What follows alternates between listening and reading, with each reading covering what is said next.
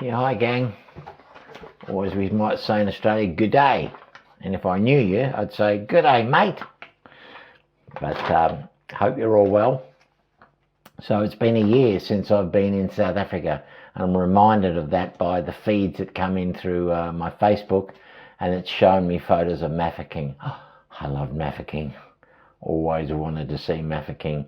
I was so excited, 20 kilometres out of that little dusty town way over in the far west of the Transvaal, as it was then, the most famous place on earth.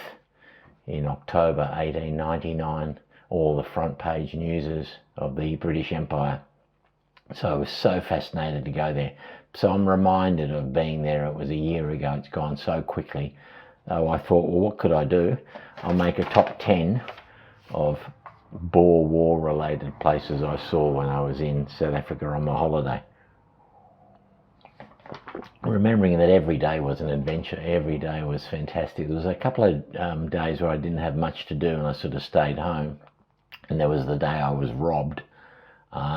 But every day I put up a video, so any of these I mention, there'll be videos on them if you're interested. So I love these top 10 lists on YouTube, so I thought it's time I did one. So my top 10, number 10 coming in is the grave of Freddy Roberts, who was killed saving the guns at Colenso. Now, Freddy Roberts, of course, the only son of Lord Roberts, the commander-in-chief of the British forces, the Lion of Kandahar. He lost his only son at the Battle of Colenso. Now, if I go about 25 kilometres that direction is the town of Heathcote. There's a memorial to Willie Aitken. I did an episode on that, and he's mentioned as being with Thornycroft's mounted infantry and dying at the Battle of Colenso. So I was fascinated to get there and see that. I found Willie Aitken's grave, but more so we found the grave of Freddy. Isolated little spot, vandalised. Nobody goes there. It's not a fancy grave by any means. But my tour guide Liz was able to take me to the exact spot where those guns were lost and some were saved. So the artillery had got too far ahead of the infantry, and the Boers saw an opportunity and they took it. So they rushed out, grabbed some of the guns, and Freddy Roberts was shot trying to save those guns. He was given the VC posthumously. On the side of the railway, overgrown and forgotten, is where the guns were lost at the Battle of Colenso. And all these little white markers here, they look like they might have had names of probably the artillerymen that lost their lives trying to save the guns. But looks like the nameplates have been taken.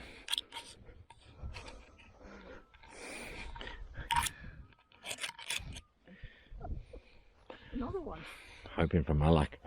Names have all gone, have they? Marks are missing on here, but this is where Freddy Roberts fell here. But we're looking for the action at Colenso. So number 10 is the saving of the guns and Freddy Roberts' grave at in Natal, in the town of Colenso. Coming in at number 9 is another grave. It's the grave of Harry Morant and Peter Hancock, the Bushveld Carbineers. After having seen that movie in the 1980s, Breaker Morant had to go and find the graves of those two guys. They're in the Heroes Acre in Pretoria, and my tour guide Alan got us permission to get into Heroes Acre. It's all fenced off. There's security guards at the gate. That's where President Kruger is buried as well. Surprisingly, the only grave that is marked and signposted is the grave from Morant and Hancock. So obviously people want to see it. So that was a special place for me.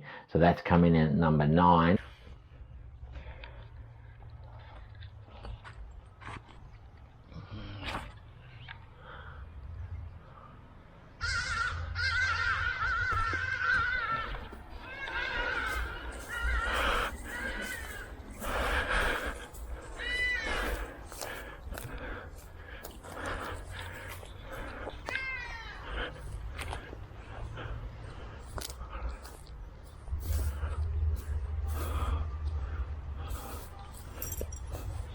Not seeing yet. Oh, now I do.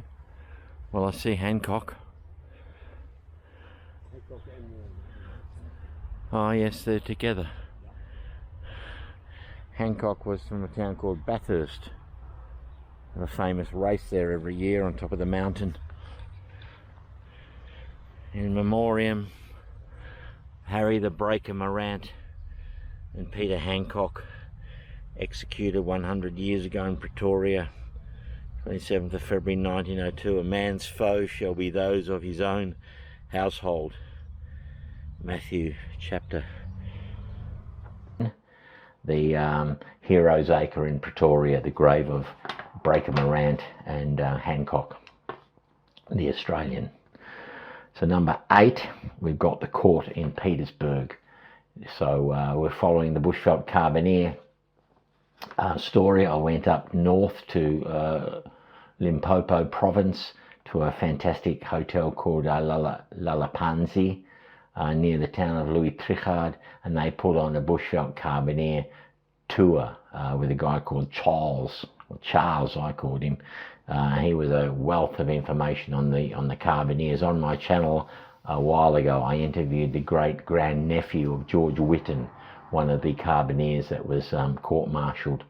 But when Charles took me out that day, he told me about the old house down in Petersburg where the court-martial took place, and memories of that scene in Breaker Morant where they march in and they're stomping on the wooden floorboards, they spin their ramrod straight, they turn to face the judges, they salute, and then they spin again and they march along till they take their places at the table. Your court at the trial of Visser constituted in any way like this. What rule did you shoot him under? Like this? Oh, no, sir, no, it wasn't quite like this. No, sir, it wasn't quite so handsome. And as for rules, we didn't carry military manuals around with us. We were out on the veldt, fighting the Boer, the way he fought us. I'll tell you what rule we applied, sir. We applied Rule 303. To walk on the wooden floorboards of that house where the court-martial took place was just magic. I was filming over the fence, not thinking about security in South Africa. Everything is high fences, razor wire, and this guard saw me from the hotel across the road from the old house where this court-martial took place, and he came on to know what I was doing, and so he took me back to the hotel. He called the manager, and she was a lovely woman. She understood that I was a historian looking to see places of interest for Australians, so she let me. She took me in, let me go into that house. They use it for storage and for training courses. So there was a training course going on that day. Once again, the video is on my channel, Pietersburg. Critical, evidence. Or evidence, yeah. Sure. And he was then court-martialed here. Oh, wow. Yeah. So we're really lucky, folks. We've been allowed into the garden. I'll just walk along the porch and then I'll come out. You're welcome. You're Fantastic. welcome to go inside as well. Oh, can we? Yeah. The smell. Is that frangipani or jasmine? Jasmine, yeah. Wow. So we're very lucky. Hello. Do you know when the house was built? Any idea? Or? I'll probably be able to find the information for you and send it on if you want. Yeah. Yeah. And now it's a storeroom for the big hotel across the road. And maybe a bit of training. You do training here? Facility, yeah. Wow, look at this, folks. We're so lucky. I run a small channel on YouTube Okay, wow, interesting. for people overseas interested. Oh, look at this. So this is for the original floor. We'll keep quiet. Oh, look at this. Wow, folks. Wow, look at this. But yeah, to walk around that house where that history took place, where that court-martial, I think they were found guilty at the court-martial and then sent down to Pretoria on the train. Also got to Pietersburg train station where they would have been put on the train and sent down for sentencing in Pretoria, where they were sentenced to be shot. So that's number 8, Pietersburg in the Limpopo province of the Transvaal of South Africa. Number 7, we're coming in for Hobkirk's farm. So now we're going down south. We're going to the Northern Cape near Colesberg. So there's an episode where I go across to Beaufort, which is about 150 kilometres over west from me, over past Ballarat. there's a little town called Beaufort, and in their historical society, which is the old courthouse in Beaufort, they had a copper plaque to Major George Eddy, the highest ranking Australian killed in action. He fought like a lion and died like a soldier, is on his plaque, but they didn't even know it was there. One lady remembered it was underneath the table and brought it out for me to see. But in reading and researching the death of Major Eddy with the Victorians at the Battle of Rensburg, Pink Hills, central to the story is Hobkirk's farm. And my tour guide, Tony, he had contacted the owner of that farm, and we were able to go out. We didn't have very long, we only had sort of an hour there. She was busy getting ready to go out for the day. So we were able to look around the farmhouse, which, as I said, is mentioned in the military dispatches of the story of the Battle of Pink Hills and how Eddy was killed. But to know the Australians and the Victorians had been on that farm, just fantastic. For people like me, it was just fantastic to be there. Hobkirk's farm. When we read the account of Major Eddy's death, Hobkirk's farm features prominently. Now, this lady and her partner are moving full-time into this Hobkirk's farm. Her parents owned it. They're elderly now, they're in their 80s. She's driving up to Pretoria today. It's a bloody long way to Pretoria from here. It'd have to be 5 hours. But anyway, her furniture's all coming down, so she doesn't have very long. She's never heard of Major Eddy, but she knows Australians were here. So I'm putting that number 7, Hobkirk's farm, Northern Cape. Number 6, I've got Elands River, the siege of Elands River. The Australians and the Rhodesians. I had read a bit about it. I didn't know too much, but I had bought a book just before I left to go to South Africa on the Elands River siege. It was while we were at Kedar Lodge that someone introduced me to this fellow walking past and told them that I was an Australian, that I was interested in the Anglo Boer War, and he said, oh, you have to go out to Elands River, and he gave me the number on WhatsApp for Piet Kotsi.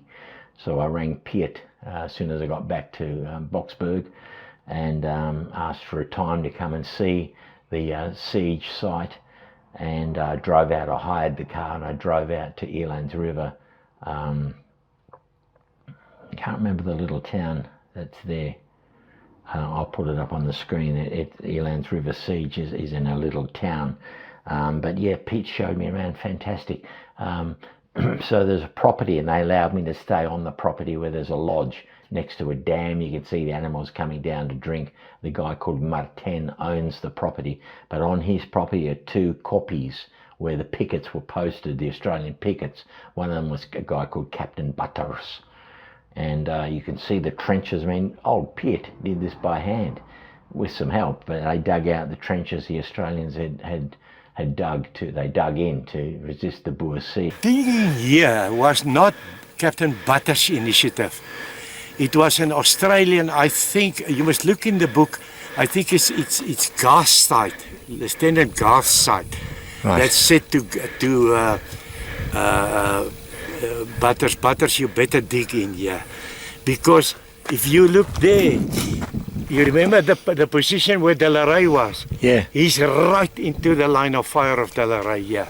Right. Where Zoets was protected.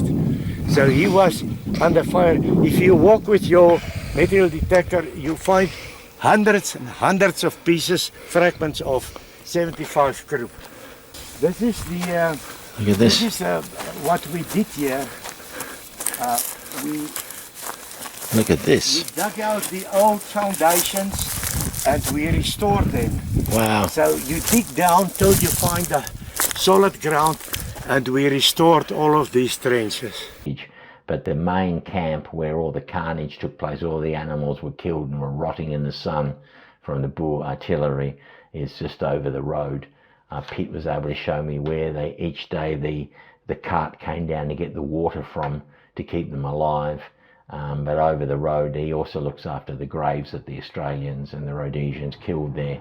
And It's not very safe, that main part of the where the main camp was, but fascinating. And there's also have a little museum on the property that Martin owns, where Peter dug up bucket loads of shells and artillery and shrapnel and buttons and all sorts of things.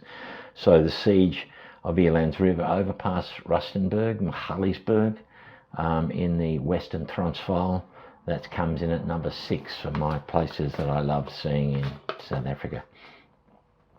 Number 5, let's go to a town, the town of Ladysmith. Wow, what a name evocative of history, eh?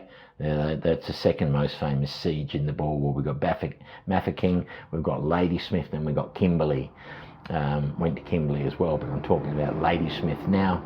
It's British, it's clean, it's orderly, it's green, it's tropical. I stayed in a fantastic little hotel, Buller's Rest. Just looking out from the decking of Buller's Rest at the little town of Ladysmith. Orderly, clean, neat. It's a relic from an old South Africa. I had to stay there just with the Buller connection, and they've got a little museum at the hotel, swimming pool, and it's on the heights overlooking the town, and just fantastic. They've got the museum, they've got the cannon outside the old town hall. The museum was extensive, and there's lots of little plaques around town, little copper bronze plaques like on the ground to tell you where the doctor was killed by cannon shell coming out of the hotel. The hotel is still there, that was operating during the siege.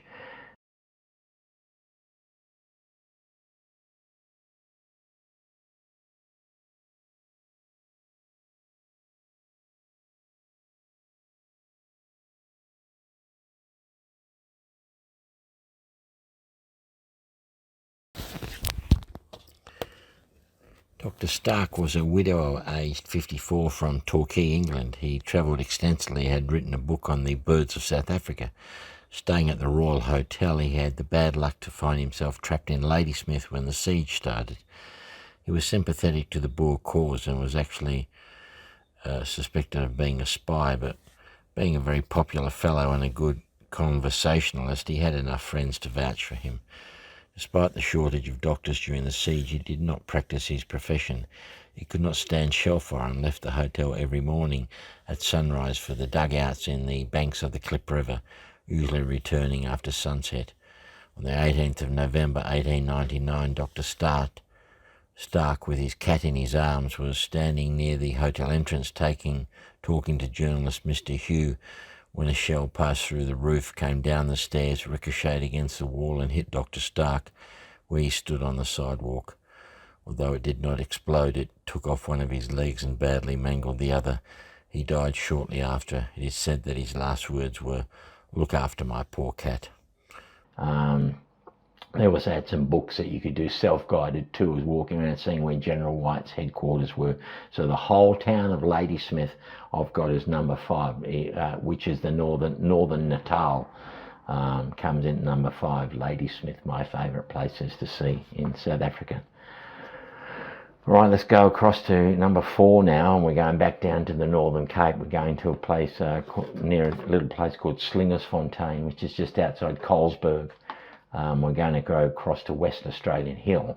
So once again, my tour guide Tony had got permission to go into this farm. No one had been there in decades, I'd say 30, 40 years since anybody showed any interest.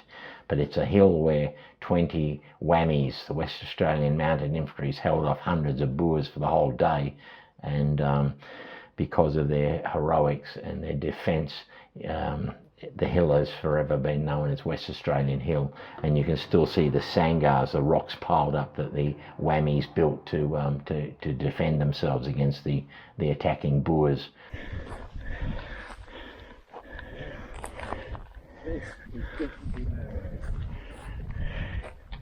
Yeah.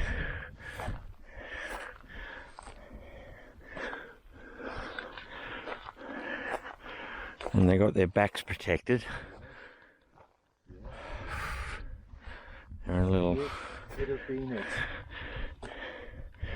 I mean, you're talking about 3 men that would fit just one man laying down and two men to sort of return fire at the Boers, wherever they were. But yeah, it's amazing, isn't it? All those years ago. And the fella died of his wounds, so, you know, brilliant, isn't it?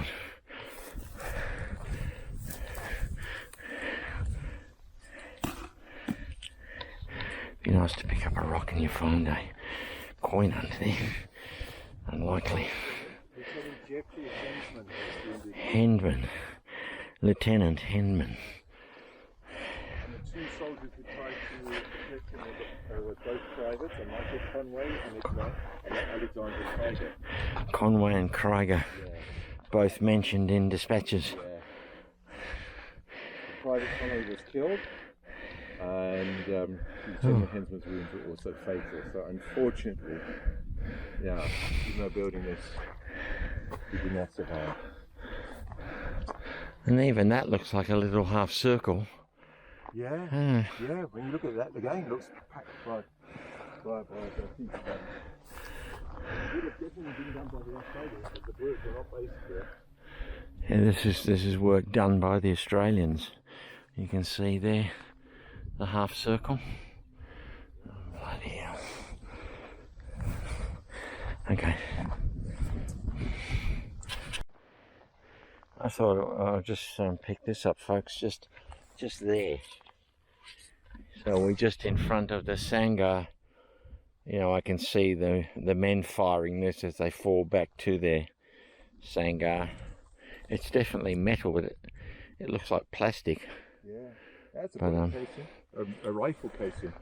We climbed right up to the top of the hill. I found a cartridge, a shell cartridge, on that hill. And it's just fantastic to be there. It was so remote. We were so fortunate to be able to access WA Hill. So that comes in at number 4, Northern Cape. Sticking on the hill theme, number 3 is Wagon Hill. And the Wagon Hill is just outside Ladysmith. It's a long, flat kopje, not very wide, maybe a couple of football fields wide. There's tons of graves up there, but it was the fighting that took place early in January in 1900 when the Boers, as a last-ditch desperate attempt to capture Ladysmith, threw everything at Wagon Hill, also known as Caesar's Camp or Caesar's Hill. They attacked at dawn in force. There was a British contingent up there on top of Wagon Hill, and they were pushed right back to the edge. So the commanding officer called for the Devonshires to come along and relieve the situation. It was late afternoon, as Liz explained to me, my tour guide. A very flat area. I was able to lay against the rocks where the Boers would have laid when the charge was made. The Devonshires attached bayonets, and this fierce electrical thunderstorm came through, lightning and torrential rain. And the Devonshires rushed them with the bayonet and shoved them off, literally shoved them off the edge of the kopje and retook the hill. If they hadn't, Ladysmith was in danger of being captured.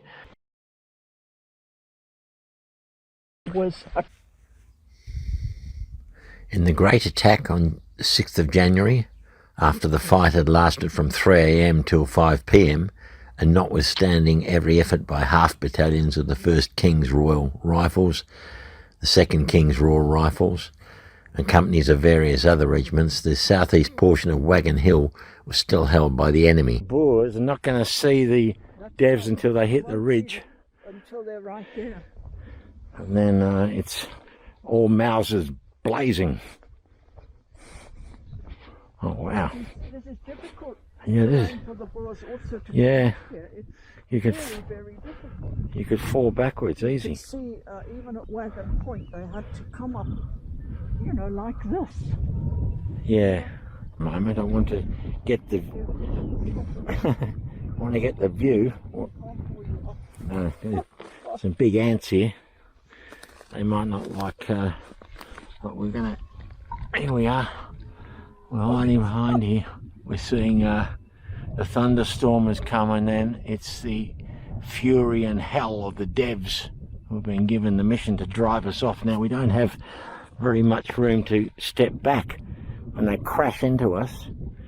We don't have a lot of room to take a step back. We're going to go over the edge, so I can just imagine the ferocity. And so I went back the next day. It was that good. There was so much to see. And I went back the next day. I climbed down the side of the kopje towards where the British cannon were, the big guns, and where Digby Jones won his VC, his Victoria Cross.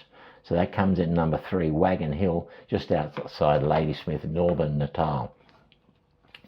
Number 2 has to come in with another town, Mafeking. As I said earlier, just the name is evocative of those guys holding out all those months in that tiny, far-flung little, it was probably a village, it was a small town, but it was so far away from anywhere. As soon as the Boers cut the telegraph lines and the railway line, they were on their own. And, you know, there's pictures of jubilation and celebration when Mafeking was relieved.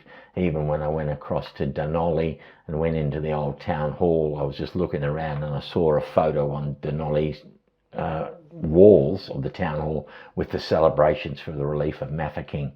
Recently went out to Havelock to that Avenue of Honour, and Mafeking was very much part of that Avenue of Honour. To go crazy, to go nuts, to jump up and down, to clap and sing in the streets and dance is called Mafeking. And that was the euphoria that struck the British Empire when this little outpost was finally relieved. There's a quite a big memorial here for the Rhodesian Regiment. British South African Police, Kimberley, the Imperial Light Horse, of course, the King's Royal Rifles. Now you notice a lot of them are late October 1899. The siege went on to May, but we'll hear more about that soon. Hello, madam. You happy? What's up? May you come and register at our booth? And also, you know, my last episode was the monument in South Australia for the relief of Mafeking. But when I was there, yeah, not much to see. There's the old town hall. It's run down. They don't have much money. They don't have any funding. The walls are cracked. The paint's peeling. Their museum, which is devoted to the siege, is very small now. Now we're talking. Oh, wow. Wow. Oh, the cannon. Look at that, folks. This will keep the Boers at bay. Oh, it looks like a bit of, hang on, let's have a look over here. This corrugated iron was part of the roof of the old 1894 Mafeking Club. During the siege, the roof was struck by a 94-pounder shrapnel shell fired by the Boer forces from the famous Long Tom gun. After the siege, this corrugated iron was placed in the club garden and as an exhibit, and in October 1998 the club closed and this exhibit was moved to the museum. It looks like a lot of the souvenirs or the mementos have been stolen, and really it's just another little overcrowded, hot, dusty African town, and they don't seem to worry too much about that aspect of their history. But the ladies in the museum took me under their wing and they gave me a security guide to go with me, and he took me up to Cannon Hill, which was fantastic. You could see the old cannon there pointing over towards Ladysmith. There's a great scene where he goes, there's like a dugout, like a bunker underneath the cannon, and he says, I'll go first. He goes in and he disturbs these angry African hornets that come swarming out and stung him. So that's pretty good viewing. So yeah, my number 2 favourite places is to do with the Boer War in South Africa, the town of Mafeking, or Mahakeng now. It leaves us with number 1, and it wasn't that hard to choose really, Kedar Lodge. So in the year before leaving to go over, in my Facebook feed I'd often get pictures from Kedar Lodge of their museums and some of the uniforms and some of the display cases with the uniforms that they had. So I put that down on places I wanted to go. It's like a convention centre as well, so I didn't really know what to expect. Brian and I, my mate Brian, we went on a Saturday afternoon. We probably got there about 2 in the afternoon. It was hot and steamy over there. It's it's past Rustenburg, the Ladysmith once again, hot and steamy. I probably could have got into the Baden-Powell Lodge, but it was $1,000 a night. But if I'd known how desperate they were for tourists, I probably could have bartered them down. But anyway, the accommodation we got was fine. It was gorgeous. We put our bags down. The first thing we got into was our togs for a swim, and you can see that on the video as well, Pete. Oh, really steady. What is that?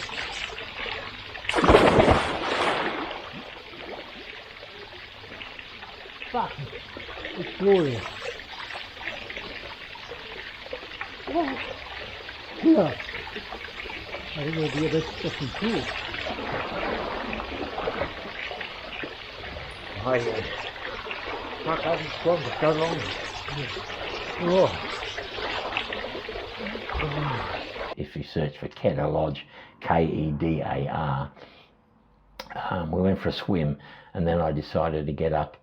The in-ground pool, the water was gorgeous with all the bush around us, and a waterfall trickling down into the pool. I decided to get up, go back and get changed and start filming, but I never made it back to the to our lodge, because on the way I just looked into the bar, and there I was gobsmacked. On Rhodes Memorial, and I've just noticed this, I think is a bar, and I didn't even know this was here, but once again it's absolutely chockers with military Boer War stuff. There's a tree growing through. Oh wow, I don't know if they'll let me in because I'm not exactly dressed for it, but look at this. God save the king. Can you see that? This is all military. Oh my God, look at this. I don't think they'll let me in. Heroes Bar. We'll come back later. But there's flags. There's helmets. Sun is coming in. Oh my goodness. 1 minute. Wow, look at this mural. The relief of Mafeking. Look at it. Oh my God. I want to cry. Look at this. All the helmets. Another Boer Mauser. Anglo Boer War medals. Newspapers from Le Petit Journal, which is the French paper, which was sympathetic towards Kruger and the Boers. The flags of the old Boer republics, collections of those cigarette cards, but whole collections of all the officers and the big names in the Boer War. It was all Boer War. That's all they concentrated on. And none of it was reproduction. It was all real. Like the chandelier was made of rifles coming down. They were the rifles captured from the Jamison raid. The big mural on the back wall portraying blockhouses in Victoria and President Kruger and the Boer generals and the British generals, collections of medals. The tables you sat at to have a drink, put your drink down, all had the insignias and the badges of the different regiments that were involved. So there was a fella having a drink at the bar, and he said, "Would you like me to show you around?" I said, "Yeah, I would." And wow, thank God I did. He took us into these locked, sealed rooms, the Roberts boardroom, full of memorabilia, things that you wouldn't, there was a long corridor with pictures of all the men that had won VCs, Victoria Crosses, in the Boer War. Amazing stuff, pottery, plates, collectibles. I didn't realise that where Kedar Lodge was actually on Paul Kruger's property. He owned all the farming area around there, and this was part of his farming orchards. His mother's farmhouse was there. I didn't realise it hadn't been transported there. We were actually on Kruger's old property. But as I said, yeah, when we went to the dining room, wow, mind-blowing. Like all along the walls of the big dining room were swords, bayonets, helmets, battle scenes, everything you can imagine, and there were cannon scattered all around the property. Oh God, look at this, look at that. A tunic, is it a hussar or something? Do you know?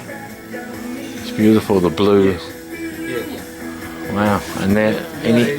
You got a whole lot of different weapons here. I mean, is that a Mauser? yeah, these are all Mausers. These are the bought from the Germans. Yeah. A present from the Kaiser. More Mausers up here. This is where you eat, folks. When you come in here, this is the Royal Armory. So, and then you got weapons all the way around the How long did it take your friend to do all this? It took 30 years. 30 years. 30 years of. Was he? You know, when you get more money, then you build another room. Was he British? South African? No, South African. Right. Came from Rhodesia actually originally. Okay. But you'll see that they also go from the single bolts to. There's a hunting weapon, and then you'll see. Corporal of the 17th Lancers attends to a wound on his horse's foreleg. We've got here's some Australians, folks. This is the New South Wales Lancers. About to storm a hill. More military. More military.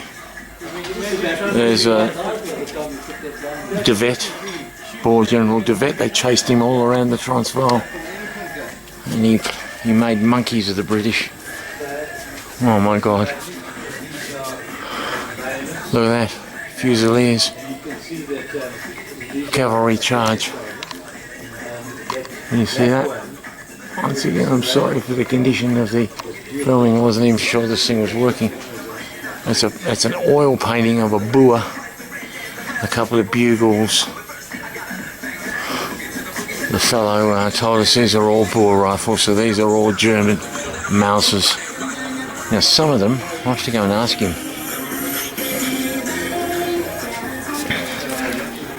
Some that had been found in muddy swamps, and they'd restored them. But as I said, none of it was a reproduction, it was all original. A whole room devoted to some of the Boer prisoners of war with actual walking canes from the President Steyn. There was so much there that I had to get up the next morning and start filming again in case I feared not getting everything. In fact, I remember now that I missed out on filming President Kruger's bathtub, which was near the lobby. The only thing that disappointed was they sold no souvenirs, not even T-shirts or anything. But you'd have to go a couple of times to capture all the stuff on the walls and the display cabinets, the uniforms, once again all authentic, the uniform of the hussars, and Lord Robert's personal belongings, Buller's things that were there, Kitchener's things, as well as the hip flask. I think it was Lord Methuen that was wounded. The British, the Boers wounded him and took him captive, and they got his silver hip flask that he was carrying the day he was wounded. Amazing stuff. As I said, you'd need a long time. So Kedar Lodge, number 1.